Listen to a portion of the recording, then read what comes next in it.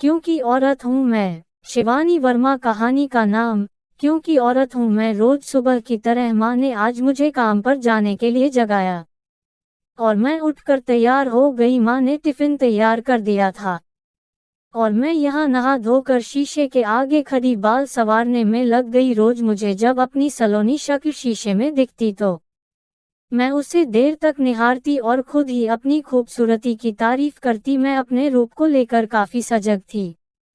आखिरकार मैं तैयार होकर काम पर आ गई। मैं एक साबुन फैक्ट्री में काम करती हूँ और यहीं से छुट्टी होने के बाद चुपचाप घर आ जाती हूँ जब मैं रास्ते में सुंदर बालों वाली मेकअप से लिपी पुती नकचरी कार में सवार युवती को देखती हूँ, जो बेवजह ही अपने प्रेमियों को इतरा कर रूठने का ढोंग कर रही होती है और प्रेमी किसी कुत्ते के भांति उनके पीछे पीछे दुम हिला रहे होते हैं। तो मेरे मन में भी ख्याल आता, अगर मेरे पास भी पैसा होता या अमीर प्रेमी होता तो मेरे भी ऐसे शौक और नक्शे होते। मैं कभी कभी कल्पना करती कि मैं मेकअप में बहुत सुंदर लग रही हूँ।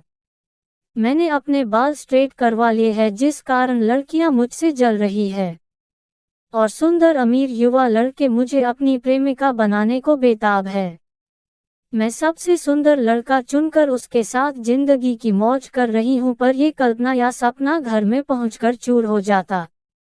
मैं एक बेहद गरीब परिवार से थी और मेरी माँ लोगों के घरों में सफाई का काम करती थी। हमारा घर सिर्फ एक किराए का कमरा था जिसकी छत पर टीन पड़ी थी। माँ ने मेरी शादी आखिरकार एक अमीर आदमी की कार चलाने वाले से कर दी। यहाँ मेरे सपने और ज्यादा ही टूट गए। रोज आए दिन मेरा किसी ना किसी बात को लेकर पति से झगड़ा होता।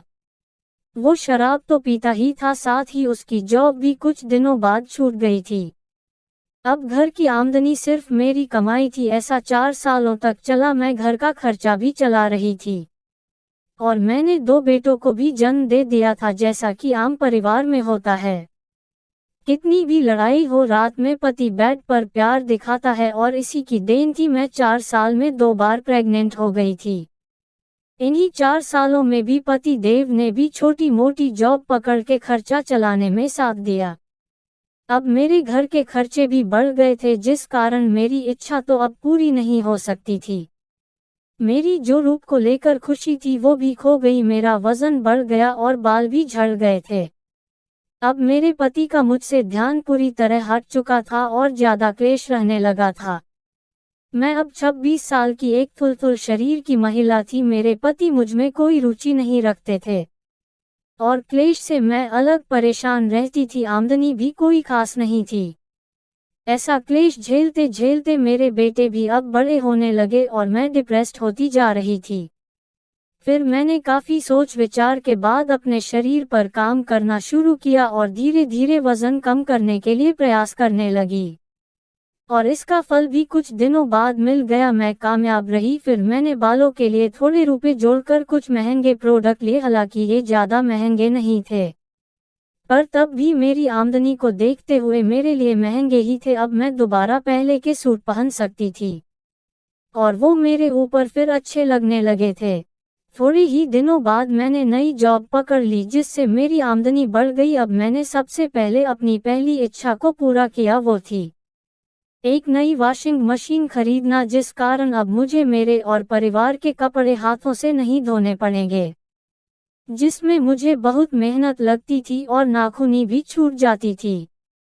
मेरा जॉब का समय और मेरी आमदनी दोनों बढ़ती गई, जिससे मैं टीवी और फ्रिज और बेटे के लिए मोटर तक खरीद ली। सब सही चल रहा था कि मेरे जेठ के बड़े बेटे और मेरा सामना मेरी नई जॉब पर हो गया। इस कारण घर में बहुत क्लेश हुआ और पति बच्चों के लेकर मुझसे अलग हो गए। अब मैं बहुत उदास थी।